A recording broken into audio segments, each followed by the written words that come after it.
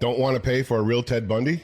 Well, look no further, as we have a Ted Bundy from Temu, who goes by the name of Kylr Yust, an aspiring serial killer who conned and manipulated his way through life until his own arrogance unraveled his web of lies and murder.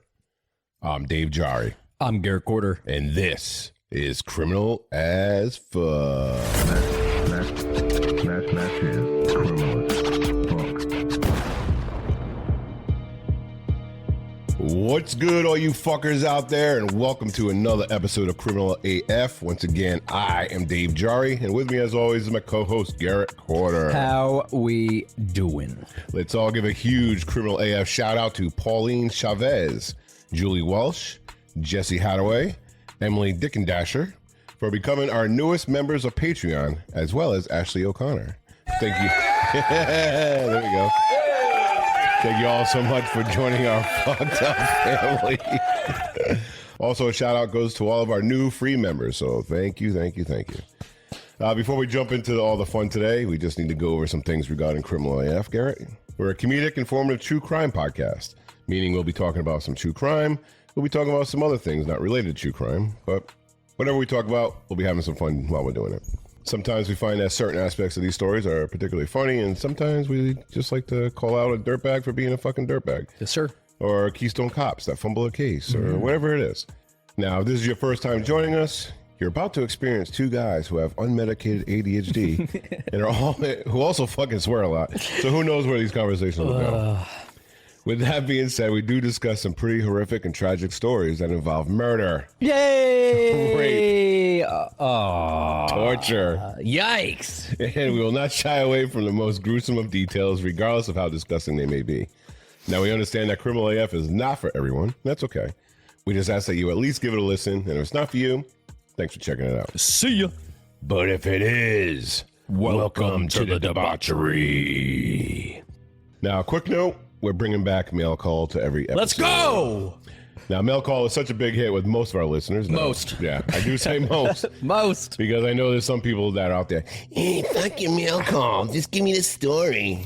But that's why we have timestamps in the episode description. So you can just go to Florida Man or straight to the story. Just skip wherever you want. I will say, guilty pleasure, I miss doing mail calls in the episodes. I do too. Yeah. I do too. You know, we caved a little bit. I admit it. We caved. You sold out. I sold out. Sold out, Dave. Yep. Sold out to the pressure. Not anymore. You got to be the Britney Spears of podcasting. Yeah. Just do what you want. Dance in a weird outfit with black makeup and just do what you want to do. Hashtag free Criminal AF. All right.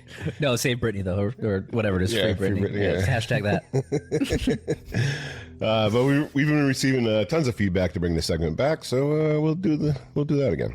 Speaking of mail call, head on over to criminalasfuck.com for all of your Criminal AF needs.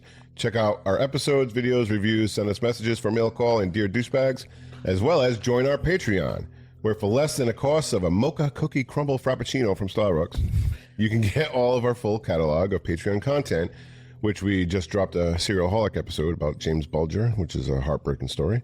Or if Dunkin' Donuts is more your thing, you can get ad-free episodes and access to our Discord group for less than the cost of a stuffed bagel mini. You know what's funny? What? Somebody on you posted a TikTok clip of the last episode. Yeah. And somebody on TikTok was like, "Kid's talking shit about Wawa cheesesteaks, but he's drinking a Dunkin' Donut coffee."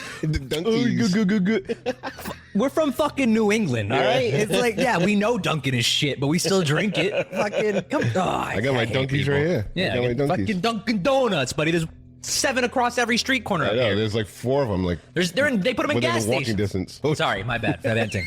Yeah, it's all good. Bitch. It's all good. Go, keep going. Ooh. Now, while you're visiting Criminal AF, go check out our merch. Oh, wait. We got the Roadcaster here. Hold on. Go get you some merch. Whoa, that was even better than mine. No. We gotta switch that back. Go. All right. Now we're adding new styles and designs all the time, so go take a gander at our selection. You can also go visit our friends over at welcometothe-debauchery.com, where you can find ourselves, Fright Flick FMK, and True Crime University. And finally, if there's one thing that we ask of you, is that you go to Apple Podcasts, Spotify, and Good Pods and leave us a 5-star rating, a positive review, and click the share button. It costs you absolutely nothing. Nada. It'll help us immensely in spreading the word that Criminal AF is the #1 true crime podcast in the world. Like an old-timey baseball player. What's it here, say? You're right. Slippery Pete's on the mound. Mail call. Mail call. Ooh, mail call. Now, I stated earlier, we are bringing back mail call in every episode, backed by popular demand. How do you send in a mail call, you ask? Very easy. Go to www.criminalaf.llc and go to the tab that says Send It In, and you'll find mail call, as well as Dear Douchebags if you have a situation you need our shitty opinion on. Anyway, answer your question, and we'll do our best to get it on the show. Now, we try to keep it around 3 questions. Maybe we'll add 1 or 2 more if we have time. And we've been pretty good with getting everyone's question in. But just know that if we don't get to yours right away, we will get to it in the order we receive it. Depending how good it is. Yeah. So first we have from the land down under, we have Walls Talk. And she would like to know, are there any active serial killers that authorities are currently searching for? Or is this a thing of the past? Good question. I think we talk about that a lot on this podcast. It's definitely a thing. Like the 11 victims found on Long Island, 4 of them have been connected to Rex Heroin. He might get off. You think so? He could. We don't know all the evidence yet. We don't. They're being really hush-hush about it. Yep. Yeah. So, but there are others who are believed to be potentially been killed by a separate serial killer. So that whole case is ongoing. So there was 11 victims found, 4 connected to heroin. And so the rest, they have no idea. So it could be somebody else. So that's an active investigation still going. There's the Little Rock serial stabber who killed 3 and injured another in 2020 and 2021. They've never been caught. There's the Stockton shooter who killed 7 people in 2021 and 2022. Police have arrested a man, but they may not have enough to get a conviction. To seal the conviction. A lot of people are saying that that's not the guy. Think about, obviously, everybody listening here, we live in, a modern society, a modern part of the world. Yeah. Imagine, what do they say? 40% of the world still lives without electricity in mud huts? Some crazy shit. I don't know the number. I'm literally don't quote me on that. But I know it's a crazy amount. Right. So imagine what's going on out there that we haven't heard about. Oh, yeah. Well, that's what I was saying. It's doctors on, what is it? I don't know, the well missions to put some wells in some fucking, or build a hospital. Yeah. They're on we could go so deep. Oh, dude, you know they're out there doing some fucking weird shit. Tim Tebow's out here snipping little boys. Yeah. And then there's also in the Philippines. They literally circumcising little children. Look it up. I'm not Tim Tebow. Yeah. We're not doing we're not talking about any conspiracy and if that's here, not weird, I mean that's probably the least weird thing out there. I don't want to name any names, but there's a very prominent person who forms schools out in another country. Oh God, here we go. And I don't know, children are going missing. I don't know. That's all I'm saying. We're not going. That's all I'm saying. But anyway, so is it a foundation? I don't know. So the FBI says that there are as many as 25 to 50 active serial killers at any given moment, and that's just the U.S. So worldwide, that number is much, much larger. Now, Walls Talk is from Australia, so you can look no further than the Flinders Highway in Queensland, where there's, I believe, 17 unsolved murders or disappearances along the highway. And that's 17? Yeah, that's still going. Yeah, there's a highway that goes right through Queensland. It's just body dump. What are the Australian cops doing? Putting their shrimp on a bobby. I don't know. Eating fucking Vegemite and toast. That's not a knife. I do. That's a horrible Australian accent. We're just fucking butchering that. I'm talking mysterious. Crikey.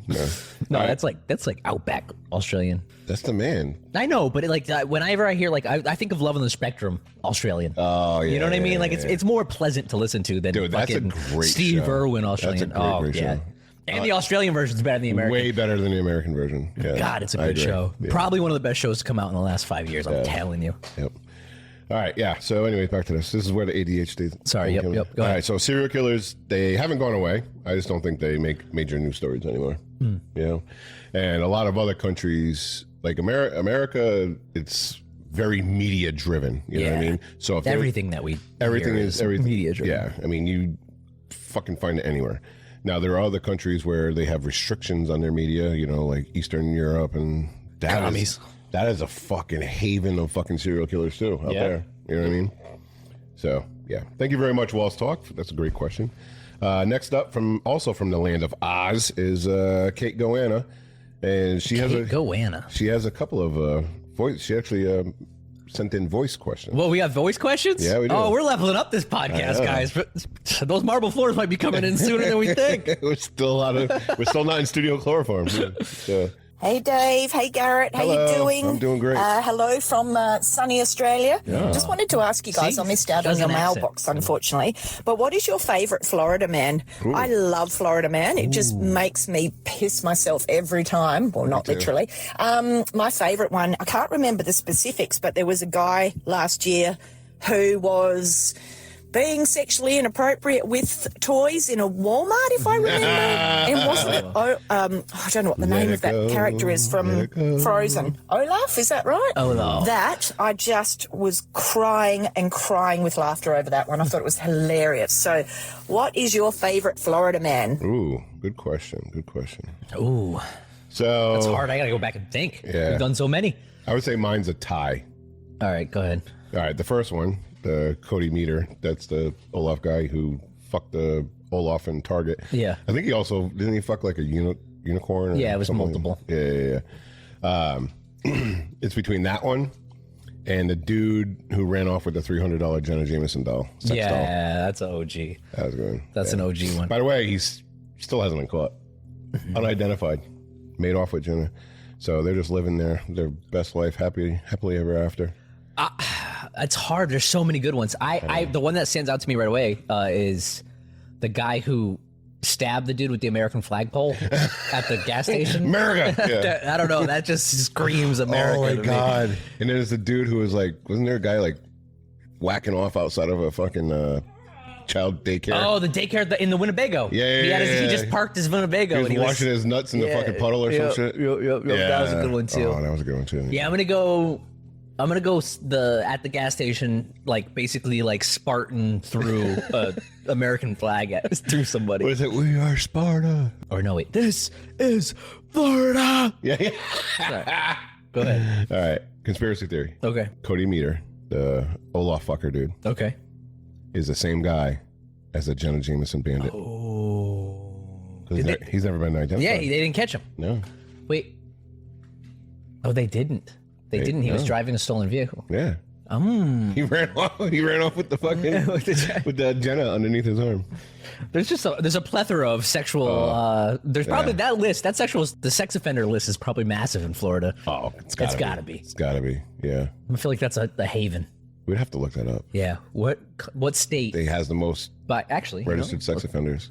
Let's see. Oh shit. Connecticut. Nope. Per capita. In the U.S., Oregon has the most sex offenders. Then Arkansas, then Delaware, then Michigan, Wisconsin, South Dakota, Wyoming, Kansas, Tennessee, and then Florida. Wow. There's a lot of people in Florida. Okay. Though. If you think about it, those states in Oregon, like there's not so per capita is kind of per 1,000, whatever. Yeah. Yeah. Well, per capita is the way to do it. Yeah, you have to. You can't look at. You can't look at the mass, but yeah. So Oregon. I wonder if there's a lot of kid sniffing in Delaware. Shut up. Go next question. I like ice cream. This will not turn into a political podcast. All right. So so thank you very much. Oh, Kate's got another voice one. Hold on. Oh, nice. Here we go. My second question is, what is a cheesesteak? I've never heard of it before. No is it way. literally just cheese on a steak? In theory, kinda. Yes, it is. Now, cheesesteaks, like this is like one of my I was going to favorite say, you're talking Dave's language. I know. These are one of my favorite foods. I can't really enjoy it anymore, but yeah. Anyway, so what is a cheesesteak? Now, a traditional Philly cheesesteak is shredded ribeye steak with cheese whiz on a submarine roll. Right? So Gotta get the submarine roll. Now, in the Northeast, we call these rolls grinders or spunkies.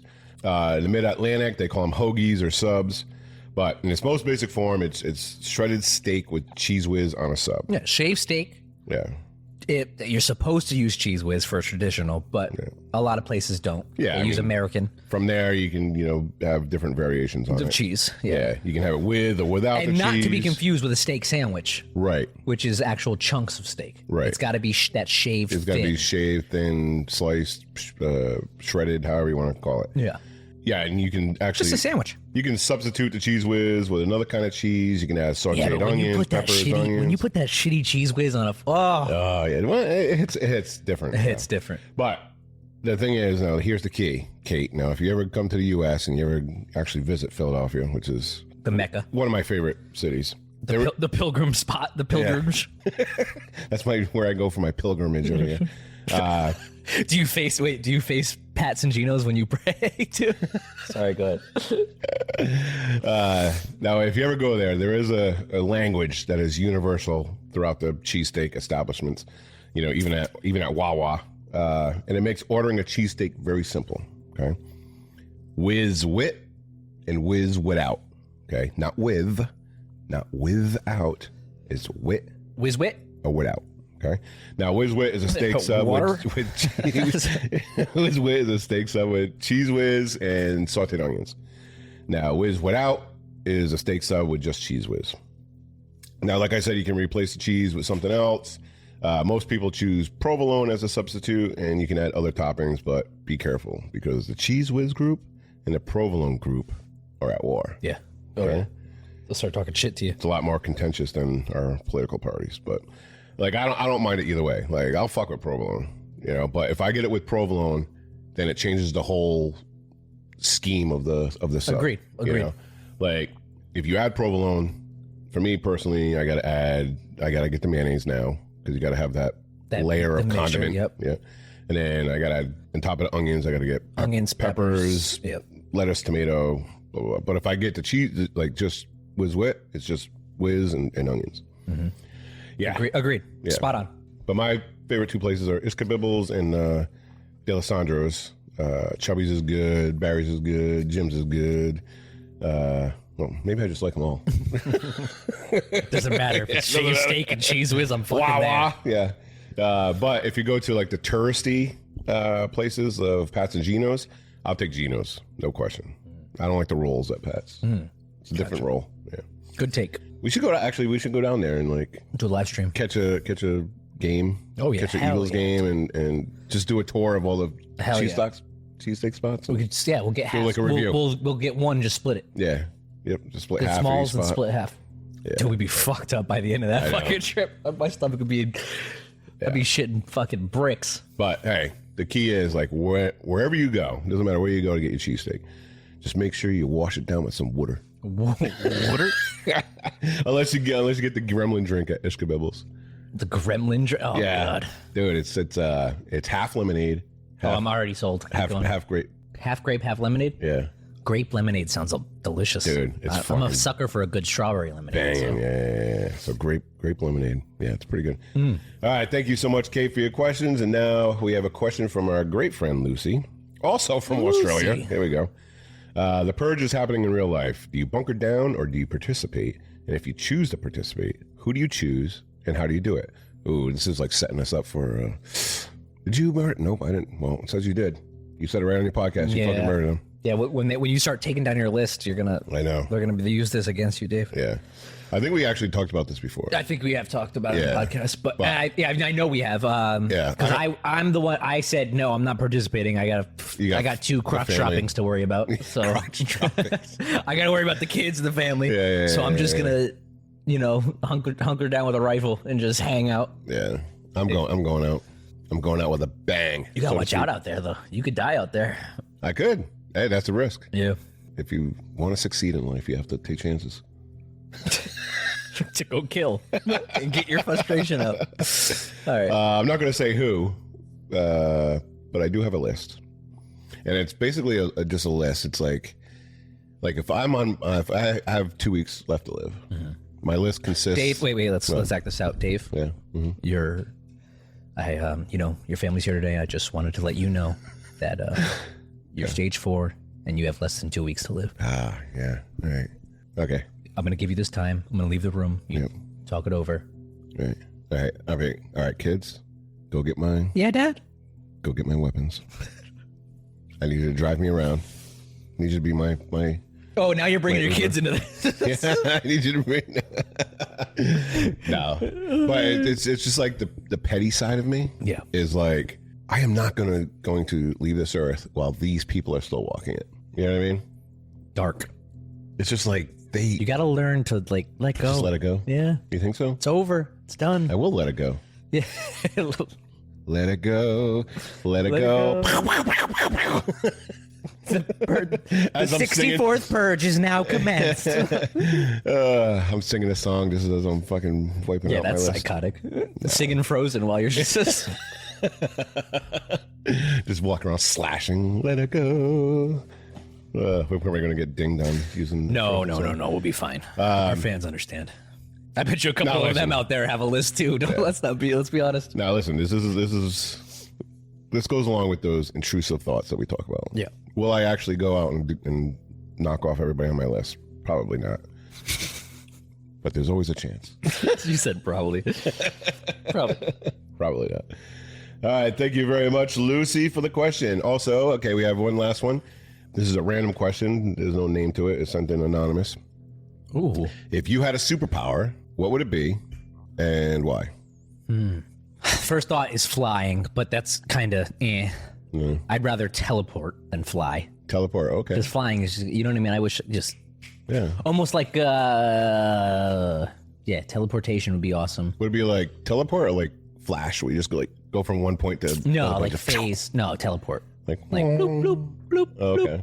Like wherever I want. Just pop up wherever. Because man, you never have to buy a fucking car. No. I'm thinking convenient wise. Yeah. That'd be weird because it's like I'd be like sitting there taking a shit and then you just teleport into the bathroom. Be like, oh, I forgot to tell you. While you're still crouching down, taking a shit. Why are your feet up? Oh, I just got the squatty potty. Sorry. Sorry. Squatty potty. I saw it on Shark Tank. No free promos, by the way. Fucking get your squatty potty sponsor us for that one. Yeah. Pay us. Also, telekinesis sounds amazing too because you get like a lot for the value. You get one superpower because you can read people's minds. You can move objects with your mind. You can do what to people's minds? You can read people's minds. Oh, read. You know what I mean? You're in there. Minds. You can control people. You can control matter. That is good. I think there's a lot there going on. So I think the best value would be telekinesis. So I'm going to go telekinesis. Telekinesis over teleportation. Teleportation, yeah. All right. Mine is going like to be Professor X-esque. Yeah. I like it. Mine's going to be to be invisible. I do. You creep. You creep. I knew you were going to say it. Do I need to say why? I do. It's funny is the minute that came up, I said, well, I know Dave's. Mine would 100% be going invisible. Things you could see and do. Just to mess with people would be fun. Yeah. So watch out if I ever get a superpower. So thank you very much for all your questions. Kate and Stu Muertos. We'll get to your questions in the next episode, promise. And a couple other people also sent in. God, I love mail call. Yep. Criminal AF will be back after this quick break.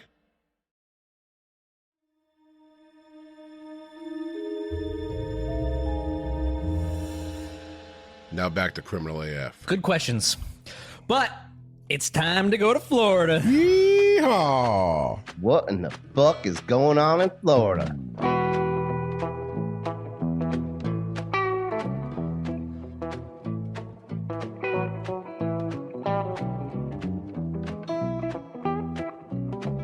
All right, you ready for this? Let's do it. Trike thief beats victim with coconut at South Florida Winn-Dixie. Beating someone up with a coconut might be the most Florida fucking... I thought stabbing somebody, like earlier in the episode saying stabbing somebody with American flag was pretty Florida. Beating someone up with a coconut. Wow. In the Keys is 100%. Oh, in the Keys. Okay. Big Pine Key, Florida. Ding, ding, ding. A man who confronted a suspect who stole his tricycle outside of a Florida Keys supermarket wound up on the wrong end of the coconut Tuesday afternoon. The wrong end of the coconut. According to deputies. According to Monroe County Sheriff's Office, Amado Dominica... Oh, fuck. Good luck. Amado Quavado, that's really his name, 59, Quavado. Also bit the victim during the beating on Big Pine Key. He's facing multiple criminal charges. An MCSO arrest report states that the deputies were called to Winn-Dixie at 251 Key Deer Boulevard. Winn-Dixie is not a Wawa. No, definitely not. That's it's not the quality establishment that Dave was talking about. Let's just say that for all you Australian people. It states that a fight ensued after a man confronted Quavato for stealing the trike, which the victim had bought on Amazon for $260. Very specific. Oh. Quavato became violent soon after, wielding a coconut and striking the victim in the head repeatedly. He also bit the victim several times. The report states deputies said the victim was hurt in the attack, but not seriously hurt. I can just see it now. He's like latched on with his teeth on his fucking like arm as he's like coming over the top with the fucking coconut. He's like, but to be fair, I mean, he was getting his bike stolen.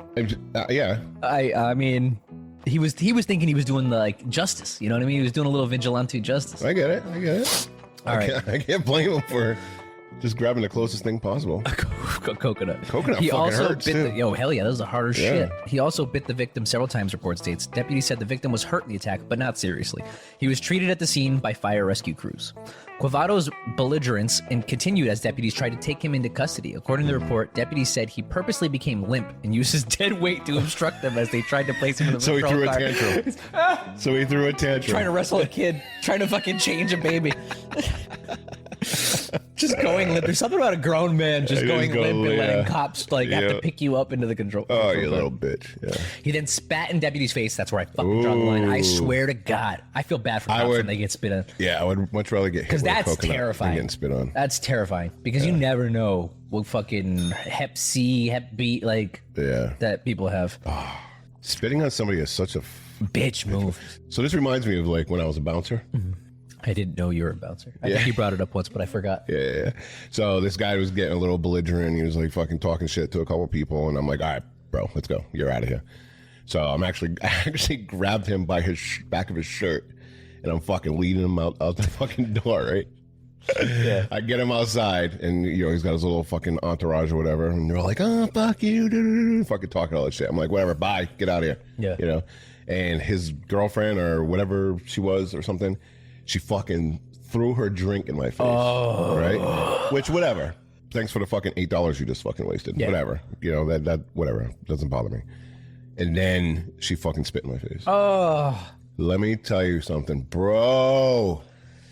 All of my morals almost went out the fucking window. Listen, I consider myself a feminist, but I would have been. Let me tell you. If you spit in my face. It was very, very fucking close. I've never done it before. I never will. And if I ever was going to, it would have been right that fucking moment.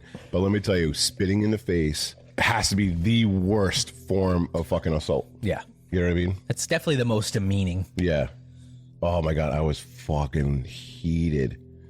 I almost beat her fucking boyfriend's ass just because. Even when you think, like, when you watch those fight videos online and somebody's just punching someone while they're knocked out on the ground, you're like, oh, that's horrible. It's still not as bad as getting spit on. Right. All right, let's finish this. Tuesday's incident was not Quavato's first time causing trouble at the very same Winn-Dixie. Oh. The report states, according to deputies, on February 4th, he hit a store worker in the face, but that employee declined to pursue charges. Fuck. This guy's crazy. Quavato, who perhaps appropriately lives in Coconut Palm Drive on Big Pine Key, was jailed Tuesday on felony charges of aggravated battery and battery on an officer, as well as misdemeanor charges for resisting arrest and petite theft. He was being held in MCSO's Key West jail facility without bond on Wednesday afternoon. See, I was like actually rooting for this guy. The guy tried to steal your trike. You fucking defended your stuff, and you fucking whacked him with a fucking coconut. Yeah, go for it, bro. Just to turn out that this guy is a fucking piece of shit. Yeah, he was just yeah, so fuck him. A true Florida man. Yeah. I like it. Fuck you and your fucking coconut. Oh my God. Criminal AF will be back after this quick break.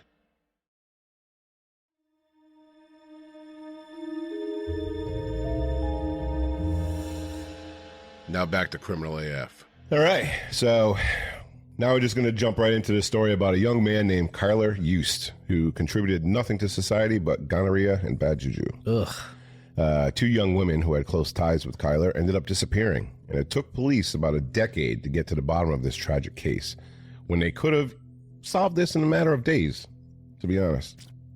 Another bad police work story. So kick off your shoes, grab your blankie, get all snuggled in, and tell everyone waiting in the emergency room you're closed because it's time to fuck this episode in the mouth. What do you say, Garrett? Yeah. Let's do it. All right, we'll start this story off in Frankfurt, Germany on February 17th, 1990, when Michael and Rhonda Kapetsky welcomed a beautiful bouncing baby girl named Kara Elise Kapetsky. The family would later move to Belton, Missouri, a mid-sized town of about 29,000 people. What a fucking move. I know, that's a hike. What? Yeah, where do you want to move to? Let's go to Belton, Missouri. Belton, Missouri. Just spin the globe and point at it. That's where we're going. So it's a mid-sized town of about 29,000 people located about a half an hour south of Kansas City. Now, Michael and Rhonda split and divorced not long after arriving in Belton. And Rhonda would eventually go on to marry a man she met while working at UPS when Kara was 9 years old. Now, despite the move from Germany to the U.S. and the eventual divorce of her parents, Kara was described as being a young lady who attracted people to her with a contagious smile, upbeat, and welcoming attitude, and her model good looks. She was a very beautiful young girl. Have to include pictures. Yeah, I'll put pictures up on the IG. Now, she had a passion for animals and a slight obsession with music. Music was always playing, whether in her room or in her headphones. Now, it's 2006, and 17-year-old Kara was heavy into the emo scene, which about 90% of all teenagers. Don't worry, girl. I was too. Yeah, in 2006. Now, she had her hair cut in a comb-over type style. She had the beaded bracelets on each of her arm, like 20 each side. She smoked cigarettes, and she cut class from time to time. There's a place off Ocean Avenue where I used to... Sorry, go ahead. Yeah. Now, you can kind of see where this is going, but even though she was one of the kindest and sweetest girls you ever meet, she also liked to live a bit on the wild side, testing her boundaries, I guess you could say, which a lot of teenagers do. I was the same way growing up. You know, you don't do too much to get into serious trouble, but just enough to come off as one of the cool kids. You know what I mean? Yeah. Everybody's got to do it. You got to do something that you regret as a teenager. Anya's like licking my neck right now. You got to do something that you regret as a teenager. Oh, yeah. You know what I mean? You look back and you're like, "Fuck, why'd I do that? Because I just wanted to be cool." Anya's like fucking molesting me over here. Get that tongue. Get that here. That's a spot. So she was like testing her boundaries. Now, all while she was testing these boundaries, she was a responsible teenager and maintained a job after school working at Popeyes. Now, for those that don't know what a Popeyes is, it's a fast food restaurant. A very classy establishment. Yeah. It specializes in fried chicken and biscuits with their roots in Louisiana-style Cajun food. God, I could go for Popeyes right now. Love that chicken from Popeyes. Talking about jingles. Now, I do enjoy a spicy chicken sandwich from Popeyes from time to time, No pickles. With no pickle. Well, I like the pickles. Now, I get it with the Cajun fries, coleslaw, biscuits, whatever. Although the last time I got a sandwich there, it was like 75% fucking cartilage, which was disgusting. All right, real quick. Cajun fries from Popeyes or Five Guys? Five Guys. Five Guys, 100%. Yeah, it's not even close. 100%. All right, anyway. So the same year, 2006, Kara meets a fellow emo with striking good looks named Kylr Yust. Now, I was born too early for the emo revolution. I was already working towards my second marriage. It was glorious, dude. Yeah. I was an old man comparatively to the emo world, but I really did like the music. I used to wear sweatbands, black sweatbands on my arm that had an anarchy sign on it. Oh, yeah, nice. yep. And I had a fucking studded spike collar. Yeah, you did. Yeah, dude. I thought it was cool. I actually really like that music. Tonight will be the night that I will fall for you. That's actually, true emo people get upset when you say like that's not emo. Oh, Secondhand Serenade? It is, but it's not. It's weird. They're like, how they put them in, like, everybody's picky, right? Like true emos are like, no, that's poser emo. Like cheesesteak people. No, you gotta have cheese whiz. Exactly. It's emo music, but it's like true emos were like, no, that shit is like poser emo. Yeah. That's the people that go to Zoomies at the mall and like wear like Cookie Monster fucking sweatpants. You know what I mean? Like that kind of shit. Yeah. I like that song. But anyway. All right. Tonight will be the night that I will fall for you over again. Don't make me change my mind. I won't live to see another day. I swear it's true. All right. Anyway. But a girl like you's impossible to find. Impossible to find. Sorry, go ahead. Yeah, all right. We're distracted. Go. All right. Kylr was 19 at the time, but unknown to Kara, Kylr really did live the bad boy lifestyle. Shit. Always fighting with his parents. Kylr was raised primarily by his grandparents, and he harbored resentment and disdain for those who try to control him, while at the same time asserting his own control over people who were weaker, namely his girlfriends. So everything was great for the first few weeks of the relationship, but Kylr was becoming more jealous and more controlling over Kara, and she was often seen with fresh bruises on her body. Oh, great. Not good. Never good. Never a good sign. Now, after 9 months of dealing with Kylr's abusive and controlling ways, Kara broke off the relationship in April 2007. On April 21st, Kara was hanging out at a friend's house when Kylr just showed up unannounced looking for Kara. She reluctantly leaves with him, and she returns 45 minutes later with a busted lip and red marks around her neck, as if she'd been choked. Kylr blows up Kara's phone throughout the night, but she doesn't answer. It's such a red flag for a teenage boy to be abusive to his girlfriend. Yeah. Because like you haven't even gone through life, like you don't got kids together, you don't like, you know what I mean? Like you have no problems in this world. Like this is how you start off your life. Yeah, I hate to see what the rest. Do you know what I mean? Like when you're an alcoholic fucking 30-year-old and you hate you're miserable in life and you have your mortgage is due and you're fighting like, do you know what I mean? Like if you're already like this, that is a huge red flag. Absolutely, yeah. Stay the fuck away. All right, so on April 28th, Kylr shows up at her work at Popeyes as she's leaving and drags her out to his car. He screams at her for ignoring him and insulted her in the parking lot. Kylr then drove off with Kara still in the car, eventually letting her out about 10 miles away, leaving her to walk back alone. On April 30th, 2007, Kara, along with her mother Rhonda, filed a protective order against Kylr for committing physical injury, stalking, and inflicting emotional distress, adding, on Saturday, April 28th, Kara was kidnapped and restrained against her will. In March, Kylr had choked Kara. Also in March, restrained her and prevented her from leaving her own home. And in December of 2006, Kylr had a knife in his hand and he told Kara he would, quote, slit your motherfucking throat. Okay, so the protective order was already placed at this, and all this went down, and there was... It gets interesting, Garrett. It gets very interesting. This is already going to piss me off, this fucking story. Yep. So, when asked why there was an immediate threat and present danger, Kara wrote, because I'm unsure of what he will do next, because the abuse has gotten worse over time. On May 1st, 2007, Kylr was served with a protective order and was told to stay away from Kara, her home, her school, and her job, as well as prohibited from attempting to contact her through other means such as by phone, email, or, it's 2006, MySpace. Oh, the glory days. Yes. I miss putting the music up on my timeline when people like, oh, here's Dave's MySpace. Oh my God. Kylr's fucking MySpace was probably insufferable. Oh, yeah. It's all black and fucking... Oh, yeah. He was in a band, my too. grandma fucking sucks. Yeah. Fucking hate life.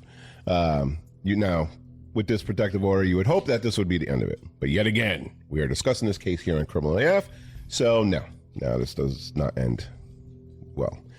The next day, despite being served the protective order, Kylr shows up and tags along with Kara while she goes to the tanning salon.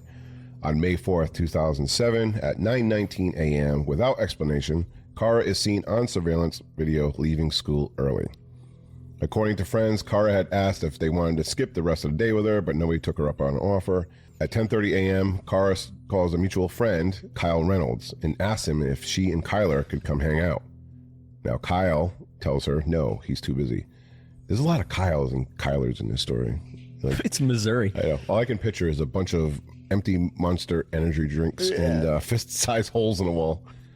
But anyway, all right, so I guess that wasn't as funny as I thought. Around 12:30. It was funny. Around 12:30 that same afternoon, Kylr shows up to Kyle's house to smoke, and Kara is not with him. Kylr leaves shortly after, but calls Kyle at 2 p.m. He starts crying uncontrollably, telling Kyle that he can't tell anyone that he and Kara were together because he didn't want to get in trouble for violating his protective order. Kyle stated that he tried to call Kara a few times after this, but she never answered. Now make note that Kyle is the first witness to place Kylr and Kara together on the day she disappeared. We'll discuss more in a bit. Now later that night, Kara fails to show up for her shift at Popeyes, which was out of character, and when she doesn't return home, her mother immediately reports her missing to the Belton police. Because Kara was 17, the Belton police didn't immediately take her disappearance seriously, thinking she was just out with friends and would most likely return in the morning. That's a tough policy. Because I bet you probably 90% of them are just teenagers being teenagers and just running away or being stupid.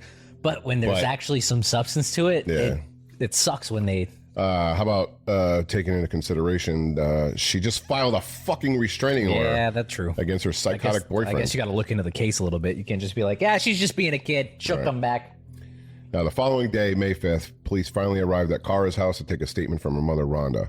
While doing so, they searched Kara's bedroom, and it became apparent how serious the situation may be. Kara's bedroom was left as if she had every intention on returning. All her clothes were still hung up neatly in her closet. Her dresser drawers were full. Her brand new iPod was on her bed, along with her makeup and a full carton of Marlboro Lights. Now, I don't know about anything else, but a full carton of cigarettes is an immediate red flag. Yeah, but if I'm going back to my smoking days, I would have took those for sure. 100%. Now, as a former pack-a-day fucking Marlboro Light smoker, that would be the first thing I fucking take. Yeah, fuck a phone. Yeah. Give me my cigarettes. Exactly, yeah. Where's your phone? I don't fucking know. Where's my cigarettes? Yeah, I would never leave it on him. Now, on May 6th, at 10:30 p.m., police finally got around to speaking to Kylr. So 2 days after she disappeared. And while Kylr admits that their relationship was tumultuous, and he had previously choked her out, and that he had kidnapped her the week before because she was talking to other boys, and he had a restraining order against him, and he did leave bruises on her face, neck, and arms on numerous occasions, and that he did speak to her on May 3rd, even though he was legally forbidden to do so. He has no idea where Kara was. It had nothing to do with her disappearance. The cops were like, checks out. Yep. He claims that he was visiting a great aunt at a nursing home at the time Kara was alleged to have gone missing. Wow. Okay, Kylr. Wow, what a nice boy. Why didn't you tell us this before? Save us a trip fucking out here. Yeah. So this is when the police followed up to make sure Kylr was telling the truth, right? Yeah. Psych. No, it wasn't. Police never followed up on Kylr's alibi. They didn't track down the crazy too, because you could easily... That's such a provable alibi. Right. Like, they never tracked down the aunt. They didn't ask the staff in the nursing home if he was there. They didn't get copies of surveillance tapes. Nothing.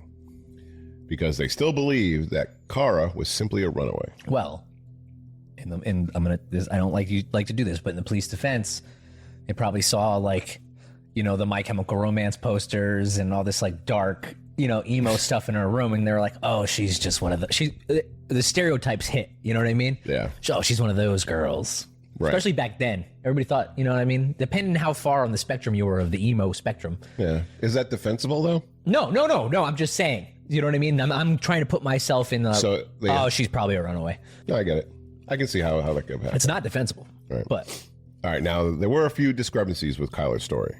Like when he said that he talked to her on the 3rd and she called him on the 4th, but he didn't answer. According to phone records, it was Kylr who was calling Kara, and the last call was just 1 minute after Kara was last seen on surveillance at Belton High School. So he's abusive. He has a restraining order. He allegedly went to go visit an aunt that they never checked up on. Now he's lying about the phone calls. Red flag? I mean, this kid's full of red flags, let's be honest. Nah, green flags, bro. Nothing ever happens. Yep.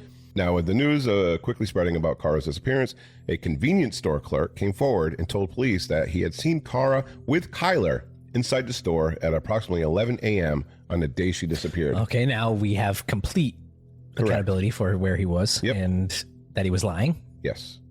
However, police never acquired the surveillance footage from the store, and they failed to follow up with the clerk. They never went. Oh my God, man. So much time had passed since the clerk had reported seeing them and the police showing up that not only was the surveillance video of Kara and Kylr lost forever, but the clerk who reported seeing them moved on to another job and the police lost track of them. What the They never fuck, dude? followed up. All right. So now this is the second witness to place them together. How many people were in this town? I think you said it in the beginning of the story. Yeah, 29,000. 29,000, so it's a super small town. Yeah. I wonder how many police officers were on payroll. Basically what? Norwich? What's Norwich? Norwich is more than 29,000. Is it more? Okay. Yeah, so now keep in mind, we're keeping track of how many people have seen them together, right? So this is the second witness to place them together on the day Kara disappeared. It's not. So on June 1st, 2007, nearly a month after Kara disappeared, police finally made their way to Belton High School and searched the contents of her locker. A month later. Inside, they found Kara's debit card, which had no activity on it since she was last seen on May 4th. Oh, God. Kylr Yust was brought back for questioning a couple of months later on July 23rd. During this interview, Kylr admitted that he and Kara got into a heated argument on May 3rd about a friend of hers that was coming to town.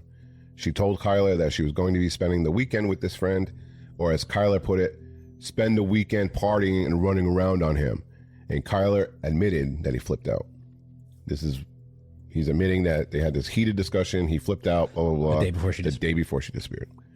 Now, the friend was contacted by police, and it was confirmed that they were supposed to stay at Kara's that coming weekend, but he never heard back from Kara. The friend didn't know that Kara was missing until they called her house on May 7th, and her mother told them what had happened. So with all of these witness statements, history of abuse, and inconsistencies in Kylr's story, anyone listening or watching this story right now can all agree that Kylr is the fucking main suspect. I don't know. I feel like the cops are going to be like, well, who's this guy coming in from outside of town? Right. He's kind of shady. Right. So we're going to turn the fucking heat up on this jabroni, right? And nail his ass. Let's fucking get this dude. Well, no.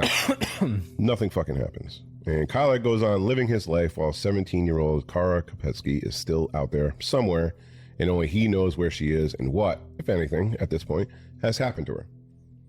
The police are still technically investigating. Jesus. But this investigation will go on for years. Holy. All right. Fast forward to 2008. Kylr has a new girlfriend named Caitlin Ferris. In a drunken confession, Kylr admits to Caitlin that he killed Kara Kopetsky by strangling her to death. He then went on to say that he packed her up and dumped her body in the woods.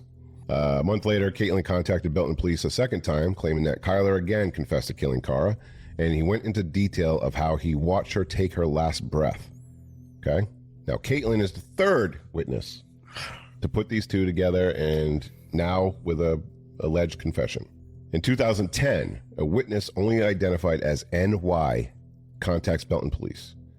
NY was a bandmate and roommate with Kylr Yust throughout 2007. NY claims that in 2009, he was talking with Kylr about some relationship trouble he was having.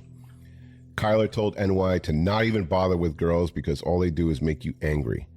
Kylr then referred to Kara and told NY that she didn't love him anymore, and he snapped, further saying that something really bad happened to her, but he didn't elaborate. Now, NY is the fourth, let's keep track here, fourth person to place Kara and Kylr together on the day she disappeared. In late 2010, Caitlin Ferris is contacted by the FBI and asked if she could arrange a meeting between her and Kylr, and asked if she would wear a wire. Now, Caitlin and Kylr have broken up by now, but still remained on friendly terms. Well, Caitlin lucked out. Yeah. She somehow got out of there. Yep. And Caitlin agrees to wear the wire. In February of 2011, Caitlin meets up with Kylr, and the two plan to use a Ouija board to try and make contact with Kara. What a great fucking, wow. Yeah. What a great scheme. Yeah. Was that the FBI? I don't know who decided, probably. That had to have been them. God, sometimes, I don't give enough credit to the FBI. Yeah, or they're smart. Yeah. It's got to be them. Yep. So Kylr gets in her car, which is now wired with an audio and video device. Okay. So not only do they have audio, they have video of this dude in her car. In the nearly 6-hour video, Kylr admits numerous times to killing Kara, and in one comment says, "I strangled the fuck out of her." Okay. So just like the movies. Whoa, FBI swoops in, arrests them for the murder of Kara. you just had Nothing. There's no way. You have audio and video fucking Nothing. confession. Nothing. There's no way. No, this is what... They've never found the body at this point, though, too. 2011. Yeah, they haven't found the body yet. Yeah. Okay? Yeah. So in August of 2011, a former girlfriend of Kylr's, Candace St. Clair, was interviewed. Candace told police that Kylr was violent, had choked and beaten her in the past, and that he boasted of killing an ex-girlfriend and would not hesitate doing the same to her. Now, Candace is the fifth witness and another girlfriend who had to get a protective order against them. Candace was also 6 months pregnant when Kylr choked her into unconsciousness. He was arrested for this abuse and also charged with animal cruelty as he killed Candace's kittens in front of her. Dude. Now, in September of 2011, Kylr Yust pled guilty to assault and animal cruelty. He was sentenced to 2 years probation. In November of 2011, Kylr is indicted on charges stemming from a robbery of a tattoo shop And in December of 2011, he's arrested again for violating the protective order he had with Candace. In February of 2012, Kylr is arrested another time on drug trafficking charges. Now, we're adding all this in just to show how much of a fucking waste of sperm fucking Kylr Yust is. Also, he was sentenced to 2 years probation, but gets arrested 3 more times within 4 months of receiving this sentence, and still is free to walk the streets. I don't get it. Like multiple protective order violations. Like I thought, if you violate your probation, it's automatic jail time. Like you automatically go sent right back. Yeah. I mean, now it is. Yeah, I don't know, but anyway, every state's different. Yeah.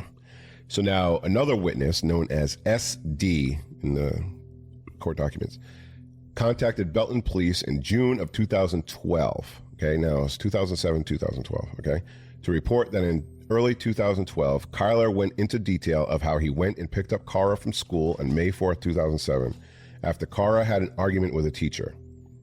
Kylr then said that he and Kara were having problems in a relationship at the time, and they got into a physical altercation. He admitted to choking Kara and again, quote, watching her take her last breath before disposing of her body in the woods. The craziest part is he's bragging about it to people. Mm-hmm. He's literally like, he's bragging. Yes. And all these people have gone to the police. Yeah. And told them this. Now, this is why we're calling this shit stain Temu Ted Bundy, because first off, he's a pathetic wannabe. And second, Bundy would get off on watching his victims take their last breath. Like, he would also inhale their last breath in a sick and fucking twisted show of power and dominance. That's very dark. Yeah. So, anyway. So, SD is now the 6th witness to place Kylr and Kara together on the day she disappeared. Criminal AF will be back after this quick break.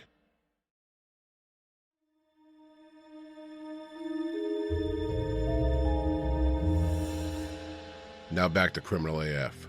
In 2013, a witness identified as AC told police that Kylr told him he strangled Kara to death and disposed of her in the woods where no one will ever find her body. Okay, now this is 7 people all corroborating a similar story that Kylr admitted to killing Kara Kopetsky. Now, this would be the end of the story, right? Sure. You know, there's still no physical evidence, but what the fuck? You have 7 people telling you that Kylr told you he did it. Now, usually you hear the story, like if there's no body, there's no crime, right? Yep. That's not always the case. Not always, no. People have been convicted. Right. So I don't know what, like, at this point, the FBI has an open case on him. Mm-hmm. The Belton fucking bullshit shit-stained police have open cases. Yep. They have to know he did it. Are they waiting for the body? Like, I'm confused here. Like, this makes no sense to me. Like, I understand it's hard to convict somebody on circumstantial evidence, but there's a lot. Yeah. You know? A full jury, you bring up 7 witnesses and tell the story, that you bring up what you have. That's a conviction. And one thing of our line of work, what we usually go by is there's only so many things that can happen before it's no longer a coincidence. Yeah. You know what I mean? Like this is no longer a coincidence. Yeah. 7 people coming forward.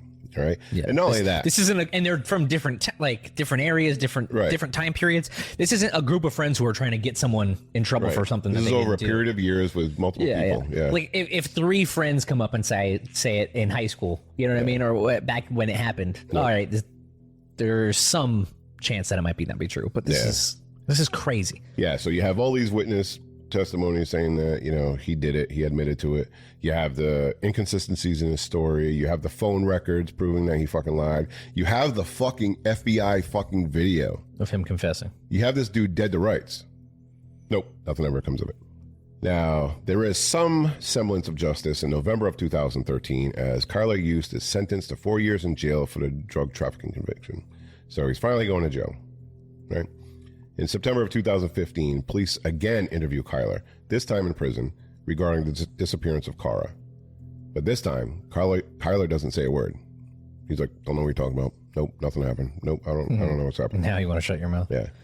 In March of 2016, police are contacted by Kylr's former cellmate, who reports that Kylr was scared after the detectives met with him in 2015 and begged him to help him create an alibi. Oh, I thought you already had an alibi, Kylr. The cellmate told Kylr that if he's to help him, he needs to know the truth. So then Kylr broke down and told him that he killed Kara. On September 2nd, 2016, After all of this, Kylr Yust is released from prison and placed on supervised release. Fucking crazy. Yeah. Now, I'm not sure of the terms of the supervised release, like how many years, but we will soon see. It doesn't really matter. Shortly after being released, Kylr violated the terms of his parole and was ordered to spend a weekend in September in jail. You violate parole, you get a weekend? Yeah. He basically gets to choose which weekend in September he gets to go to. But that's like getting in trouble at work. Yeah. Right. You get suspended, you get to choose. Yeah, I'll take the Tuesday, Friday before the weekend. Yeah, pick your days. So before he goes in and serves his weekend sentence, Kylr attends a house party in Grandview, Missouri on September 8th, 2016. Also in attendance at this party was a 21-year-old beautiful and vibrant woman named Jessica Runyons. Ugh. Guess what happens? All right, Jessica was born on July 10th, 1995, and resided in Raymore, Missouri, with her parents and two siblings. Raymore is just about 5 miles southeast of Belton, where Kara lived. Jessica is described as fun-loving, super sweet, and kind-hearted. Jessica worked her way up from a server to a cook at a local retirement home and was doing very well for herself at the time. Kylr and Jessica had a mutual connection with a man named Jackson Mallet. Jessica was Mallet's girlfriend, and Kylr was Mallet's former friend. I say former because Mallet cut off ties with Kylr when he discovered that Kylr and Jessica allegedly had slept together. Whoa. Yes. On the evening of September 8th, 2016, Kylr, who had been drinking excessively, began having arguments with other attendees at the party, which led to an argument between Jessica and Kylr, presumably because Jessica was telling Kylr to stop being a scumbag piece of fucking shit. Good for her. Yeah. At 2 a.m. on the morning of September 9th, Jessica agrees to give Kylr a ride home. What, girl? What are you doing? And both are seen leaving the party, getting into Jessica's 2012 Chevy Equinox. The host of the party told Jessica, text me when you get home safe. Okay? I know you're bringing this fucking shitbag home. Text me when you get home, please. Okay, I will. Jessica Runyons never sent a text. In fact, she never made it home. In the afternoon of September 9th, 2016, Jessica is reported missing by her mother, Jamie Runyons. Later that evening, police pull over a car driven by a man named Jessup Carter for an unknown vehicle infraction. In the car with Jessup was his wife, sitting on the passenger seat, and in the back seat was Kylr Yust. Police at the time made an observation that Kylr was extremely nervous, almost on the verge of having a panic attack. While Jessup has the glove box open of his car to get his registration, they notice a handgun, which Jessup's wife claims to own. The police confiscated the gun and let the three drive away with no repercussions. Jessup then drops Kylr off at his grandfather's trailer and drives home. It was later learned in court that while Kylr was sitting in the back seat, he was so scared he actually pissed his pants. Wow. No joke. This is a fact. He literally pissed his pants in the backseat. On the evening of September 10th, police received a phone call from Jessup Carter, who told them that he was Piss Pants' half-brother. Jessup stated that he was present when Kylr set fire to Jessica Runyon's car. He also told authorities that Kylr strangled Jessica and disposed of her body in the woods. He gave the location of Jessica's burnt-out Chevy Equinox, which could be found on Blue River Road, an isolated stretch of road. In the early morning of September 11th, 2016, police arrest Kylr Yust for arson for the burning of Jessica's car. When police arrived, they find Kylr with burns to his face and hands, which possibly occurred from the flash of flames when he ignited the gasoline. While they couldn't charge him for the disappearance of Jessica, the judge did set his bond so high that there was no way Kylr was getting out of prison anytime soon. Well, let's hope. Finally, somebody does something right in this fucking story. Yeah. Now, it wasn't until April 3rd, 2017, when a mushroom hunter was foraging near a very isolated, heavily wooded area close to the intersection of 233rd Street and Y Highway in Cass County, approximately 9 miles south of Belton High School, and he came across a badly decomposed skeletal remains. Police were immediately notified and arrived at the scene shortly after, cordoning off the area as forensic teams exhumed the remaining bones of the skeleton. The following day, April 4th, exactly 9 years and 11 months from the date of Kara Kopetsky's disappearance, a skull was discovered, followed by a second set of skeletal remains, located only 20 meters away from the first set of remains. I was gonna ask, do you think he went right back to that same site? Yep. With this set appearing to have been at the location much longer than the first. So this is typical serial killer behavior. Oh, for sure. You have your victims in clusters, so you can revisit the site, you get off on it, you get whatever. Yeah. You know what I mean? And you have them all there where you can fucking get off on it. On April 5th, 2 days after the initial discovery, the first set of remains were positively identified as that of missing 21-year-old Jessica Runyons.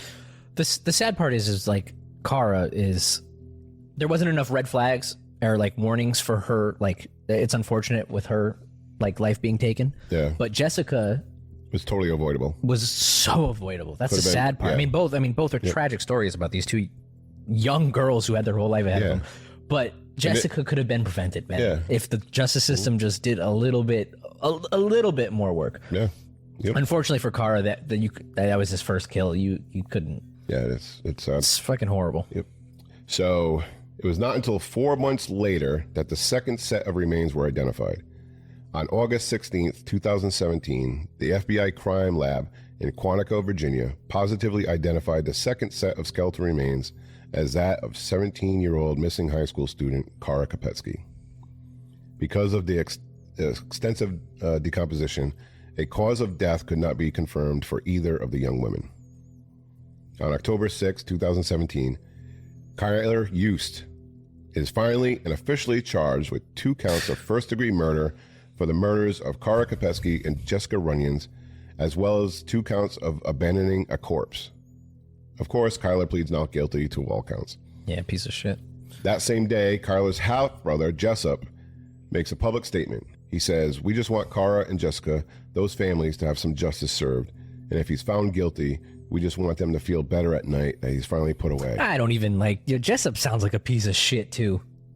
You might be correct. Fucking, you were there that day. Yeah. You're like, I don't fucking... Yeah. Shut up. Shut up. If I was that part of that family, I'd be like, I don't want your fucking sympathy. Yeah. You piece of shit, too. Mm-hmm. Hanging out with fucking this dude. Yep. I'm actually surprised it was only 2. Well, he fucking roughed up a few others, too. Well, yeah, but I'm saying... Yeah, I'm surprised that yeah. he didn't have a higher count. Right. Now, although Jessup did admit to being present during the burning of Jessica's car, he was not charged for that crime. However, the piss doesn't flow far from the pissy pants tree. In July of 2018, Jessup Carter is arrested and charged with arson for allegedly setting fire to a house in Kansas City. 2 months later, the prosecution's star witness, Jessup Carter, was found dead in his Jackson County jail cell. His death was ruled a suicide. Good. This sucks for the prosecution. Like, when one door closes, another one opens. The defense will try to use this to their advantage, as we'll still talk about. After years of legal red tape and motion after motion from Kylr's defense team to either declare a mistrial or get the charges dismissed altogether, the trial finally begins on April 5th, 2021. The prosecution opens up with Rhonda Beckford, Kara's mother, followed by friends and family members who all detail under oath the violent and tumultuous relationship between Kara and Kylr. Accounts of her bruising, the kidnapping, the emotional and physical abuse. Next up were the family and friends of Jessica Runyons, along with her boyfriend Jackson Mallet. They all paint a picture of 2 beautiful souls brutally taken by the evil hands of Kylr Yust. The prosecution closes and the defense opens up with a bombshell. No, it's not really a bombshell. I was going to say, what is this going to... Yeah, they just say that Kylr Yust did not kill these young women.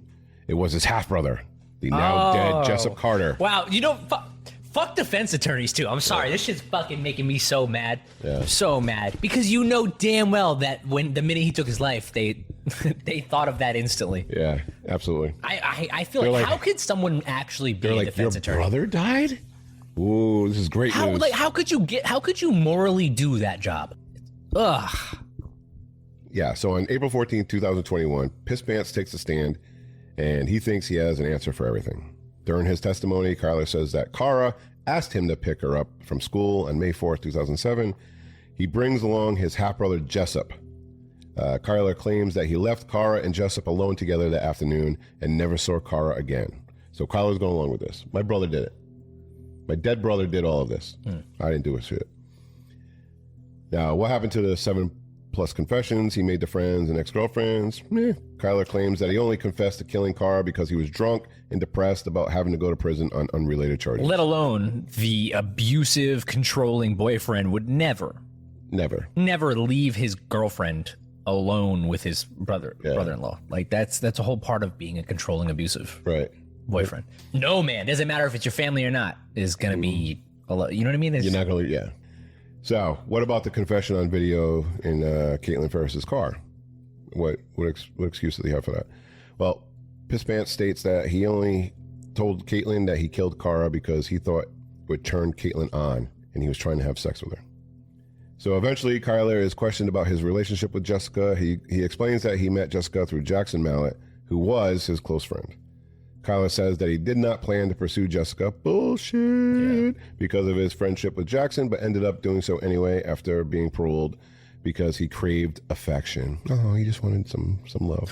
My grandma fucking sucks. Yeah. And then he points a finger and says that Jessica was playing him. Oh. It's her fault. Yep. It's her fault she's dead. It's the brother's fault. It's Kara's fault. It's Jessica's fault. No accountability. No. Next, Kylr is asked about the night of Jessica's disappearance. He says that he was very intoxicated that night and that Jessica drove him to his grandfather's house. Kylr says that Jessup showed up to the house shortly thereafter. He also says that he does not remember anything after that point until next morning. Once again, Kylr fingers Jessup as the murderer. You couldn't even say that with a straight face. I've been dying to say that. If he fingers Jessup. Finally, the defense rests and the case goes before the jury. After about 15 hours deliberation, the jury comes back with their verdict. And spoiler alert, they were not convictions of first-degree murder. What was the conviction? For the death of Kara Kopetsky, Kylr Yust is convicted of voluntary manslaughter. Holy shit. Which carries a sentence of 15 years. Holy shit. For the death of... Well, I mean, I'm not surprised. Yeah. The average reading fucking level in Missouri is probably 5th grade. Sorry, took our Missouri fans. Fucking dumb asses, dude. And for the death... That's infuriating. Yeah, and for the death of Jessica Runyons, Kylr Yust was convicted of second-degree murder. He was sentenced to 45 years in prison. I believe it was broken down as the 15 years for voluntary manslaughter and 30 years for the second-degree murder. Do you think that maybe the jury... I don't know. You know, sometimes I like to say it's, you know, our justice system is not perfect, but it's the best in the world, right? Mm-hmm. But then if you get the shit end of the stick and you get a whole bunch of jurors who can be swayed by emotions, can be swayed by that sleazy defense attorney, and you just paint this perfect picture to them, it's kind of fucked up that you, like, there's some people in there that can't just kind of like weave through bullshit. Yeah. That's just so frustrating. Yeah. Like what was the jury thinking? Like, you can't use your common sense to understand that, like, it's a game that they're playing in the courtroom. Yeah. I feel like if we're gonna try people this way, right? Mm-hmm. You should have to take a class in school. A mandatory, like, you know how we have civics, because you know what I mean, you're going to be a voter someday. Right. You got to take a mandatory civics class. Yep. There should be some sort of jury class about how juries are dealt, how defenses are actually brought up. Right? You would think that we would have to do that. How to see through bullshit. Yeah, not even just how to only look at the facts. Yes. Yeah. Like, there should be some sort of, like... leave emotion out of it. Or at least, if you're going to get chosen for jury duty on a murder case, you should have, like, a... No, well, then they'll say, the defense can say that, like, oh, you were swayed by the court system. Right.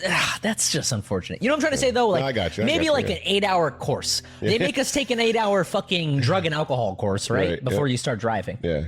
Mandatory. Right. So why, before we convict someone of murder, maybe you should take a jury class about how evidence is how people will sway favor. Right. I don't know.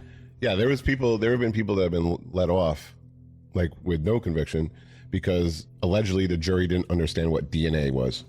Correct. Exactly what I rest my case. Yeah, they're like, I don't know, you're talking all the sciencey fucking shit. And the Missouri jury pool. You know what I mean? I'm gonna get slandered online. It is. Missouri's a beautiful state with smart people. All right, let's bring this back. All right, so not what everyone had hoped for as far as convictions go, but they are convictions nonetheless. So with every conviction comes an appeal process, right? So in July of 2023, the Western District of the Missouri Court of Appeals heard arguments from Kylr Yust in an attempt to overturn his 2021 murder and manslaughter convictions. He brought up 6 points on the appeal. The first, Yust argued that the trial court erred in excluding the testimony of 2 witnesses, Billy Bays and Joseph Stauch, who offered alternate perpetrator evidence as to who killed Kara Kopetsky. In his second and third points, Yust argues that the trial court erred in excluding both a surveillance video and testimony relating to the surveillance video that Yust argues supports another alternate perpetrator theory as to who killed both Kara Kopetsky and Jessica Runyons. In his fourth and sixth points, Yust argues that the trial court erred in admitting evidence of his prior bad acts, which he argues is inadmissible. But he should have never painted this whole fucking picture. This picture, yeah. And finally, in his fifth point, Yust argues that the state failed to present evidence sufficient for the jury to find beyond a reasonable doubt that he knowingly killed Jessica Runyons. So, after hearing all these arguments, the Missouri Court of Appeals ruled, drum roll, that Kylr Yust can continue to go fist himself in the ass for the next 45 years. Fuck you. Get the fuck out of my courtroom. Hold on. Oh.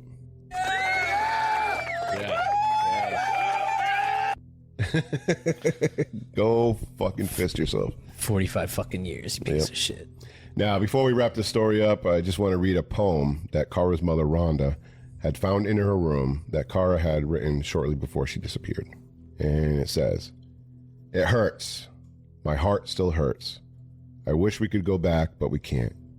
We've seen too much bad, and now I find myself in an unfamiliar place, pressing charges against the one I love, getting a restraining order because I'm scared of this person you've become. I miss the person you used to be so much. I can't stop thinking about you. After all the pain and suffering, I've had enough. I'm through. You will feel what I felt for so long." All right, so that'll do it for Temu Ted Bundy by Criminal AF. Let us know what you thought of the episode. Comment on Good Pods or Spotify, or leave a review on Apple Podcasts. Thank you all for hanging out with us. If you found what you heard interesting, go to Apple Podcasts, Spotify, or wherever you listen to podcasts, and leave us a review or comment on the episode, which I already said. And don't forget, head on over to criminalasfuck.com to ask us anything you'd like via our mail call tab, or if you'd like us to give our shitty advice on a situation that's plaguing you, just hit us up on Dear Douchebags. Signing off from Studio Chloroform. Keep your head on a swivel and stay safe till next time. See ya! Now give me our theme music! Executive producers for this episode are Christine Rivera, Beth Davis, Dusty J. Hicks, and Terri Burke-Wolin. Associate producers are Paul Hodge, Tara Mazur, Shantal Daggett, Jay Rollins, and Donny Blake. Producers are J.D., Trent Gobble, Devin Dean, Ashlee O'Connor, Lissa Porrello, Alicia Knight, Maria Selene, Chris Owen, Justin Ware, Emily White, Emily Dickendasher, Iain Turner, Dom Cicchitto, and Renee Prata.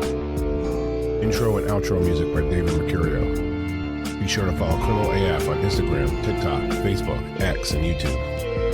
Check out all of our merch and many other items at criminalafshop.com.